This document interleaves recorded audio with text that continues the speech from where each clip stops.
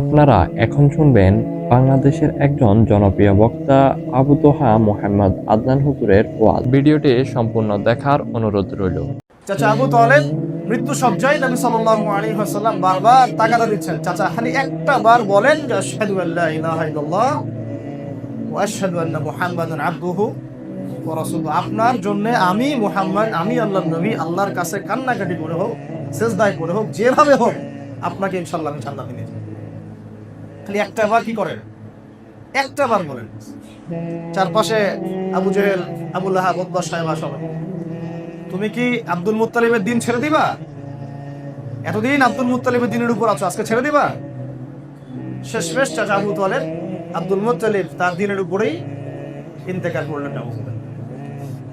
নবী করিম সাল্লাল্লাহু আলাইহি ওয়াসাল্লামকে সাহাবীরা জিজ্ঞাসা করলেন, এত সাপোর্ট আপনাকে করেছেন চাচা আবু তালেব, এত সহযোগিতা আমাদের কল্পনার বাইরে, আমাদের চিন্তারই বাইরে। যারা সিরাত পড়ে নাই, সিরাতুন নবী সাল্লাল্লাহু আলাইহি ওয়াসাল্লাম জীবনে একদিনও পড়ে নাই, তারা বুঝতে পারবে না। যারা বাসায় একটাবার অন্তত সিরাতের কিতাব পড়েছেন, রাহিকুল মাখতুম হোক, রাহমাতুল লিল আলামিন হোক, যে কোনো সিরাতের কিতাব, তারা বুঝবেন আবু তালেবের কি ভূমিকা ছিল। আমার তো মনে হয় পুরো মুসলিম বিশ্বের এখন সেই ভূমিকা নাই, একা চাচা আবু তালেবের যে ভূমিকা ছিল। শেষমেশ তিনি কালিমা পড়তে পারলেন না।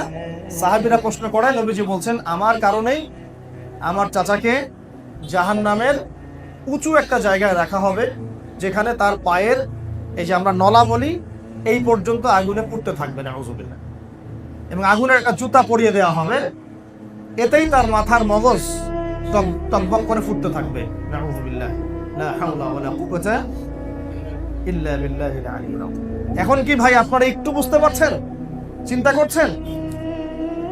একবার কি ভেবে দেখবেন যে আল্লাহ পাক যে আমাকে মুসলিম পরিবারে জন্ম দিয়েছেন, আল্লাহ পাক কি আমার কাছ থেকে পারমিশন নিয়েছিলেন?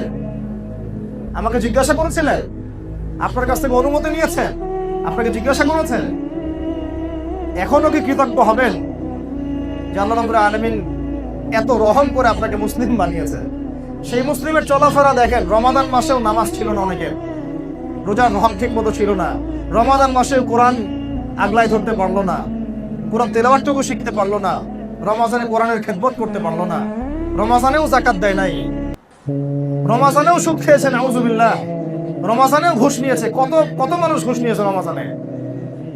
রমাজানে কত জেনা করা হয়েছে নাউযুবিল্লাহ, রমাজানে কত মানুষ মাপে কম দিয়েছে, রমাজানে আমরা কত প্রতারণা করলাম আল্লাহর সাথে।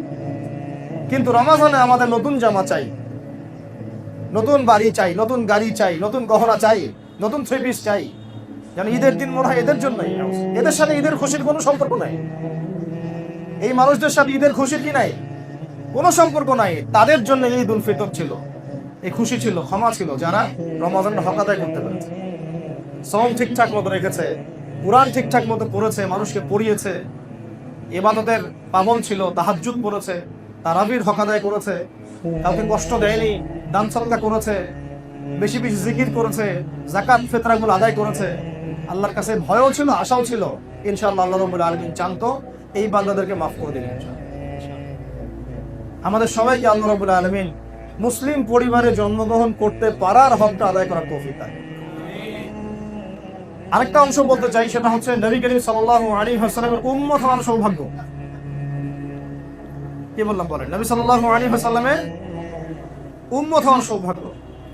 আজকে দুটো বিষয় খালি আপনাদেরকে খুতবায় আমি আপনাদের মাথায় দিতে চাচ্ছি, বাকিটা ইনশাআল্লাহ এমনি গুছিয়ে আসবে যদি এই দুটো বিষয় আপনারা বুঝতে পারেন, আয়ত্ত করতে পারেন, কলিজায় ধারণ করতে পারেন। যে এক, আমি আল্লাহ পাকের বান্দা, আল্লাহ পাক আমাকে মুসলিম বানিয়েছেন, মুসলিম পরিবারে জন্ম দিয়েছেন, আমার চলাফেরা 8-10 জনের চলাফেরা এক হতে পারেন না। আমার চলাফেরা হচ্ছে কোরআন, আমার চলাফেরা কি? সত্যি কথা বলতে আমাদের কারো চরিত্রই কোরআনের মতো এখন নাই, এটাই সত্য কথা। কিন্তু আল্লাহ পাকের কাছে আমরা তৌফিক চাই, আল্লাহ যেন আমাদেরকে সেরকম চরিত্র ধারণ করার তৌফিক দান করেন। দ্বিতীয় বিষয়টা এটা যে নবী সাল্লাল্লাহু আলাইহি ওয়াসাল্লামের উম্মত হতে পারার সৌভাগ্য। দেখেন, কিয়ামতের মাঠে মানুষ উঠবে, আমরা উঠবো, বহু গুনাহগার মানুষ, কেউ সুদ খেয়ে ফেলছে, বা কেউ ধরেন যে জেনা করে ফেলছে, কেউ হয়তো আরো বড় বড় কবিরা গুনাহ করে ফেলছে, গীবত, তহমত ইত্যাদি ইত্যাদি। আমরা সবাই কবিরা গুনাহগার, আল্লাহ পাক আমাদেরকে মাফ করেন। তো কবিরা গুনাহগার মানুষের যখন কিয়ামতের মাঠে হন্তদন্ত হয়ে ঘুরতে থাকবে হাউজে কাউসারের পানির জন্য, একটু পানির জন্য, একটু তৃষ্ণা নিবারণের জন্য, শাফাআতের সুপারিশের জন্য। নবী মুহাম্মদ সাল্লাল্লাহু আলাইহি ওয়াসাল্লাম নিজের হাতে তার উম্মতকে পানি পান করাবেন। তিনি নিজে সেজদায় পড়ে যাবেন, কান্নাকাটি করতে থাকবেন। আল্লাহ পাক তখন তাকে যে তাসবিহ শেখাবেন সেটা পড়তে থাকবেন। আল্লাহ রাব্বুল আলামিন তাকে বলবেন, মাথা উঠাও, কি চাও বলো। নবী করিম সাল্লাল্লাহু আলাইহি ওয়াসাল্লাম তখন বলবেন, আল্লাহ আমার উম্মত, আল্লাহ আমার উম্মত, আল্লাহ আমার উম্মত। সমস্ত নবীগণ যেদিন বলতে থাকবেন, ইয়া নফসি, হে আমার নফস, আল্লাহ আমার নফস, আল্লাহ আমার নফস। আমাদের নবী মুহাম্মদ সাল্লাল্লাহু আলাইহি ওয়াসাল্লাম বলতে থাকবেন, হে আল্লাহ আমার উম্মত, হে আল্লাহ আমার উম্মত, হে আল্লাহ আমার উম্মত। আল্লাহ রাব্বুল আলামিন তাকে শাফাআত করার, সুপারিশ করার অনুমতি দিবেন। তারপর তিনি শাফাআত করবেন, সুপারিশ করবেন। অগণিত কবিরা গুনাহগার আল্লাহর বান্দাদেরকে তিনি জান্নাতে নিয়ে যাবেন। যার অন্তরে লা ইলাহা ইল্লাল্লাহ মুহাম্মাদুর রাসূলুল্লাহ ঠিক ছিল, এই মানুষগুলো জান্নাতে যাবে। এখন সেই নবী মুহাম্মদ সাল্লাল্লাহু আলাইহি ওয়াসাল্লাম যিনি সুপারিশ করবেন, যিনি সুপারিশ করবেন, যিনি হাউজে কাউসারে পানি পান করাবেন, যাকে আল্লাহ পাক ইখতিয়ার দিয়েছিলেন দুনিয়াতে দোয়া করে নাও, তুমি একটা দোয়া চেয়ে নাও। সমস্ত নবী সেই দোয়া চেয়ে নিয়েছে দুনিয়ার জন্য। নবী সাল্লাল্লাহু আলাইহি ওয়াসাল্লাম এটা অবশিষ্ট রেখেছেন উম্মতের জন্য কিয়ামতের পর। রাতের বেলা কেঁদেছেন, বলেছেন যে আমার ভাইদেরকে যদি দেখতে পারতাম। সাহাবীরা বলেছেন, কারা আপনার ভাই? আমরা কি আপনার ভাই না? নবীজি বলছেন, তোমরা আমার সাহাবী, আমার ভাই তারা যারা তোমাদের অনেক পরে আসবে, তোমাদের পরে আসবে, আমাকে না দেখেই আমার প্রতি ঈমান নিয়ে আসবে। বলতে থাকলে এটা নিয়ে 1 ঘন্টা বলা যাবে, কিন্তু কথা হচ্ছে নবী সাল্লাল্লাহু আলাইহি ওয়াসাল্লামের উম্মত হওয়ার এই যে সৌভাগ্য, অনেক নবীগণ আশা করতেন যে আমরা শেষ নবীর উম্মত হব। নবী সাল্লাল্লাহু আলাইহি ওয়াসাল্লামের উম্মত হতে পারাটার জন্য অনেক নবীগণ আক্ষেপ করতেন, আশা করতেন। নবীগণ কি করতেন? আশা করতেন। এখন আপনাকে আমি জিজ্ঞাসা করতেছি, আমাকে আমি জিজ্ঞাসা করতেছি, আল্লাহ পাক কি আপনাকে আমাকে জিজ্ঞাসা করেছিলেন যে তোমাকে কোন নবীর উম্মত বানাবো? বলেন। এবং উম্মতে মুহাম্মাদির মধ্যে অন্তর্ভুক্ত করব, তোমাকে উম্মতে মুহাম্মাদির মধ্যে খ্রিস্টান বানাবো, না মুশরিক বানাবো, না কাদিয়ানি বানাবো, না শিয়া বানাবো, না কি বানাবো? আল্লাহ পাক কি তোমাকে আমাকে জিজ্ঞাসা করেছিলেন? এরাও কিন্তু উম্মতে মুহাম্মাদির মধ্যে, নাসারা এবং মুশরিক মাজুস এরাও কিন্তু উম্মতে মুহাম্মাদের মধ্যেই, কিন্তু এরা উম্মতে ইজাবা না, এরা উম্মতে দাওয়া, এদের প্রতি দাওয়াত দেওয়া হয়েছে। এরা ইতাআত করে কবুল করে নাই। এরা কি করে নাই? 2 ভাগে ভাগ করা যায়, উম্মতে মুহাম্মাদীকে 2 ভাগে ভাগ করা যায়। একটা হচ্ছে আনুগত্য, যারা করেছে, ইসলাম কবুল করেছে, এরা মুসলিম। আর এই পুরো মানব জাতি যারা আছে, পুরো বিশ্বে মানুষ এবং জিন, সবার প্রতি কি মুহাম্মদ সাল্লাল্লাহু আলাইহি ওয়াসাল্লাম নবী নন? সবার নবীকে? একজন বুদ্ধিস্ট, তার নবীকে শেষ নবী এখন বলেন? যে একজন খ্রিস্টান, তার নবীকে ওরা মানে না। কি করে না? মানে না। কাফাতাল লিন্নাস বাশীরা ওয়া নাযীরা, পুরো মানব জাতির জন্য তিনি নবী। এই যে কোরআন, এটা কি আমাদের কিতাব শুধু? বলেন, পুরো মানব জাতির হেদায়েতের জন্য এই কিতাব। এখন কেউ মানে, কেউ মানে না। যে কেউ মানে, মেনে মুসলিম হয়। কেউ মুখে মানে, মনে মনে মানে না, সে মুনাফিক হয়। কেউ মানে, সে পরিপূর্ণ মানে, সে কি হয়? মুসলিম হয়। কেউ মুখে মানে, মনে মনে মানে না, সে কি হয়? মুনাফিক হয়। আর কেউ একেবারে অস্বীকার করে, সে কি হয়? কাফের হয়। আবার কেউ মুখে মানে, মনেও মানে, কিন্তু কাজ করতে গিয়ে কবিরা গুনাহ করতে থাকে, তখন সে ফাসিক হয়ে যায় বা জালেম হয়ে যায়। বুঝতে পারলাম কি? বুঝতে পারি না? তো এখন আমাদের নবী সাল্লাল্লাহু আলাইহি ওয়াসাল্লাম উম্মত হতে পারাটা কি সৌভাগ্যবান ব্যাপার মনে হয় কিনা? সৌভাগ্যের বিষয় মনে হয় কিনা? এখন আমি যদি প্রশ্ন করি, তাহলে এখনো আপনার চেহারায় দাড়ি কেন নাই? আপনি উম্মতে মুহাম্মাদীর অন্তর্ভুক্ত একজন মানুষ। আপনি আব্রাহাম লিঙ্কনের অনুসারী না, আপনি কার্ল মার্কসের উম্মত না, আপনি লেনিনের উম্মত না, স্টেলিনের উম্মত না, আরো অনেকের নামই তো আছে, আপনারা তো জানেন এগুলো। আপনি কার উম্মত? উম্মত মানে কি? নবী সাল্লাল্লাহু আলাইহি ওয়াসাল্লাম কি আসলে? উনি কে? উনি ইমাম। উনি কি? ইমাম, আমরা আনুগত্য করব। উনি নেতা, নেতা গাইড দিবেন, আমরা সেভাবে চলবো। উনি আধ্যাত্মিক রাহবার, তিনি যেদিকে নিয়ে যাবেন আমরা সেদিকে যাব। উনি সুপারিশ করবেন, আমরা তার আনুগত্য করব। উনি ডানে বলতে গেলে ডানে যাব, বামে বলতে গেলে বামে যাব। থুতু যদি উনি ফেলেন, সেটা গায়ে মেখে নিন। সাহাবীরা মাখেন নাই? অজু করেছেন, পানি অবশিষ্ট ছিল, সেই অবশিষ্ট পানি খান নাই, গায়েটা মাখেন নাই, ঘামছেন, ঘাম বুঝতেছেন এইভাবে, সাহাবীরা এটাকে সংগ্রহ করেন নাই। এই হচ্ছে ইমাম, এই যে নেতা, এই যে ইমাম, নেতা, নবী, অনুসারী বলতে কি বোঝায়?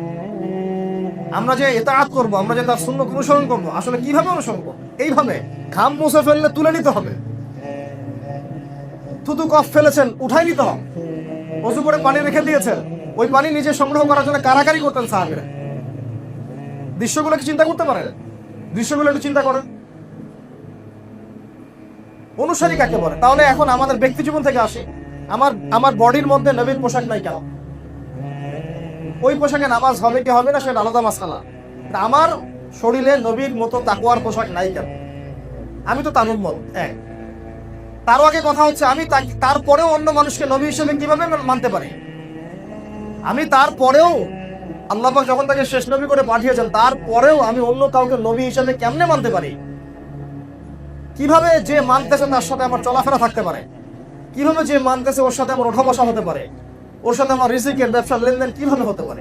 আমি কেমন করে তার পণ্য ব্যবহার করতে পারি? যদি গায়রত থাকে, ব্যক্তিত্ব থাকে এবং নবীর প্রতি সত্যিকারের মহব্বত থাকে, কিভাবে তাকে কেউ গালি দিচ্ছে আমি তার পক্ষপাতিত্ব করতে পারি? কিভাবে তাকে নিয়ে মানুষ ব্লগে দিচ্ছে আমি তার পক্ষপাতিত্ব করতে পারি? কিভাবে আমি তার বিরুদ্ধচারীদের সঙ্গ দিতে পারি? তারপরে আসবে এই কথাগুলো। আমার শরীরটা কেন এখনো তার মতো হলো না? আমার বয়স 20, 25, 30, 40, 50 হয়ে গেল, এখন পর্যন্ত আমার বুঝ আসলো না যে আমি কারোর মত, কাকে ফলো করতে হবে? তাহলে কেন দাড়ি নাই? কেন আমাদের মাথায় সবার টুপি নাই, পাগড়ি নাই? কেন আমাদের জুব্বাগুলো ঠিক হচ্ছে না বা পোশাক ঠিক হচ্ছে না? টাকনুর নিচে কিভাবে কাপড় পরতে পারি? টাকনুর নিচে পড়লেই জাহান্নামে যেতে হবে। সত্যি কথা বলছি এটা, যে কেউ যদি দাড়ি এক মুষ্টি রেখে এভাবে ছেটে ফেলে, অনেক সাহাবীর আমল আছে এর উপরে, জায়েজ, ঠিক আছে। আবার ধরেন কোন একজন ব্যক্তি দাড়ি হালকা হালকা রেখেছে, পুরোপুরি ছেড়ে দেয় নাই, এর কারণে সে জাহান্নামে যাবে সরাসরি, এমন কোনো কথা নাই। আমি কিন্তু কাটতে উৎসাহিত করলাম না, কথা উল্টা দিকে নেবেন না। বাঙালিদেরকে ওয়াজ করা মুশকিল, কথা বলবেন একটা নিবে আর কি। আমি কিন্তু দাঁড়িয়ে আপনাকে কাটতে বলি না, বলছি মনে করেন কেউ আমাদের মতো ছেড়ে দেয় নাই, হ্যাঁ, এই ভাইদের মতো রেখেছে, কথা এক্সাম্পল দিচ্ছি, এর কারণে সে সরাসরি জাহান্নামে যাবে বা আগুনে জ্বলবে এমনটা হাদিসে পাওয়া যায় নাই। যদি পান আমাকে জানায়। কিন্তু টাকনুর নিচে কাপড় পরলে ওই অংশটুকু জাহান্নামে যাবে, এটা হাদিস আসছে। কথা বুঝতে পারলাম? তাহলে আমাদের পোশাক থেকে শুরু করতে হবে, আমার আকীদা থেকে শুরু করতে হবে। এখন আমার ঘুম, আমার খাওয়া, ঘুম কয়জনের নবীর মতো আছে বলেন? আমরা রাতকে দিন বানাইছি, দিনকে রাত বানাইছি। খাওয়া দাওয়া কয়জনের নবীর মতো আছে বলেন? খাবার সামনে আসলে 7 পেট করে খাই আমরা। নবীজি বলছেন 1 পেট খাও, পেটের 1 ভাগ খাও, 1 ভাগ পানি পান করো, 1 ভাগ শ্বাস প্রশ্বাসের জন্য খালি রেখে দাও। এই যে রমজানে রোজা রেখেছি, অল্প খেয়ে আমরা থাকতে পারি নাই, কোনো সমস্যায় মরে গেছে, অসুস্থ হয়ে গেছে, বরং আরো সুস্থ হয়ে গেছে। রমজানের আগে কোলেস্টেরল ছিল দেখা গেল 300, রমজানের পরে দেখবেন কোলেস্টেরল হয়ে গেছে 150। এমন হয় নাই? ব্লাড প্রেশার ঠিক হয়ে গেছে, ডায়াবেটিস ঠিক হয়ে গেছে, তাই না? রমজান রোজা রেখে মানুষ সুস্থ হয়ে গেছে, আলহামদুলিল্লাহ। এর মধ্যে শেফা আছে। চীনের না জাপানের একজন বিজ্ঞানী গবেষণা করেছিলেন রমজানের কোষের উপরে, রোজা রাখার উপরে, ফাস্টিং থেরাপি, নোবেল পুরস্কার পাইছে। আর আল্লাহ পাক সেটা আমাদেরকে এমনি দিয়ে দিয়েছেন রমজানের মধ্যে দিয়ে, সুবহানাল্লাহ। এরপরে সপ্তাহে 2 দিন রোজা রাখার কথা আসছে হাদিসে, মাসে 3 দিন রোজা রাখার কথা আসছে। তো কথা হচ্ছে আমরা কেন খাওয়া দাওয়ার মধ্যে ঠিক হতে পারতেছি না? তারপরে আমাদের মুআমালা, এই যে আমাদের পরিবারগুলোর দিকে তাকান, পরিবারের মধ্যে কি সত্যি সব সুন্নত আছে? আমরা এখন পরিবারগুলোকে বলি ওই দিনগুলো কতই ভালো ছিল, যে আমরা সবাই একটা থালে সবাই একসাথে বসে খাইতাম। এখন এত ব্যস্ততা, এখানে সফর, আমরা একসাথে থালে খেতেও পারি, এটা সুন্নত। একসাথে ভাইরা মিলে, পরিবারের সবাই মিলে বসে খাওয়া, হৃদ্যতা বাড়ে, মহব্বত বাড়ে, খাবার ভাগাভাগি করে খাওয়া। পারিবারিক বন্ধন একটা নিয়ামত, এই বন্ধন আল্লাহ যাদেরকে দিয়েছেন তারা সৌভাগ্যবান, তারা খুশনসিব। অনেক নবীদের ভাগ্যেও পরিবারে কষ্ট ছিল, অনেক নবীদের ভাগ্যেও। নূহ আলাইহিস সালাম একদম দুর্দান্ত নবী, উলুল আজম নবীদের মধ্যে একজন। 5 জন নবীকে উলুল আজম নবী বলা হয়, তার মধ্যে তিনি একজন।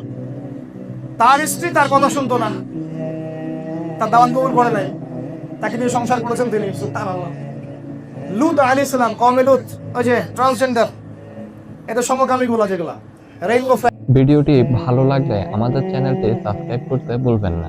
আপনার কাছে কোন হুজুরের ওয়াজ সবচাইতে বেশি ভালো লাগে তা অবশ্যই কমেন্টে জানিয়ে যাবেন।